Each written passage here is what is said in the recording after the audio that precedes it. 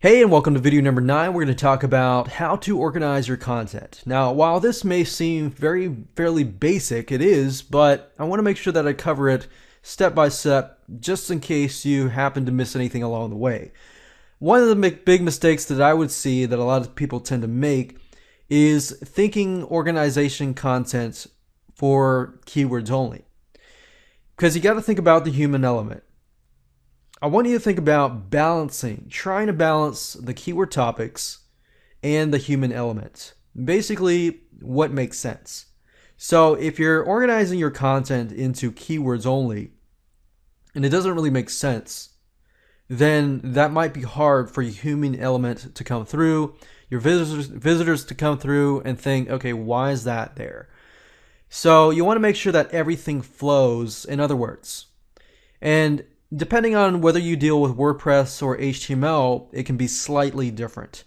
Now with WordPress, you want to have keyword tags, and you want to figure out, okay, what kind of keyword tags are there? You don't want to put too many keyword tags because, in fact, Matt Cutts from Google actually states that you should not have too many keyword tags in your site. Too many keyword tags can signify keyword stuffing. So that just keep that in mind. Because I can see a lot of people will go all out and just start tagging like crazy. I would say if you have 10 pieces of content per topic, maybe get a few tags. Don't get too many. Keyword tags are basically keywords that let's say for example that you have 10 articles on dog training, or a specific dog. And we're going to cover like golden retrievers, German shepherds, and stuff like that. So if 2 of the articles have German shepherds in them, then that would be a keyword tag. If 3 of them have golden retrievers in them, then that would be another keyword tag because they link to all of those 3 articles. So that's essentially what a keyword tag is. So you're connecting and crossing content so that it's easily found. Then we have categories. You can organize into categories. You can organize further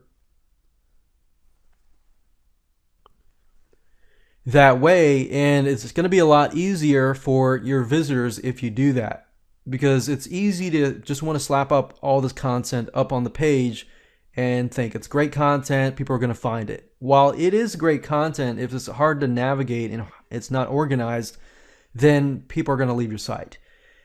Then, of course, we want to have something like the related post plugins, which I'll talk more about in the next video. But essentially what that is it helps connect related content. So that if somebody is reading an article on golden retrievers and they're particularly interested in golden retrievers, they're probably not going to be interested in your German Shepherd content unless they actually have that specific breed of dog. So you want to make sure that your content is categorized, but categorized correctly. So that categorized in the sense of your target market. Now for HTML, it's similar concepts up here, but just keep in mind with HTML, everything is done manually. So you might just stick with the basic menus or keyword tags, but you're going to have to do a lot of this stuff manually unless you find some sort of template that has a system built in that can do all of this. So now that you have a good idea of how to organize your content, what I recommend that you go ahead and do is go to an isolated location, pull out your pen and paper, and then map out your content. You can use a mind mapping software if you want to do that, but I'd recommend just a regular pen and paper and a pad, and just map out the content and figure out what makes sense to you.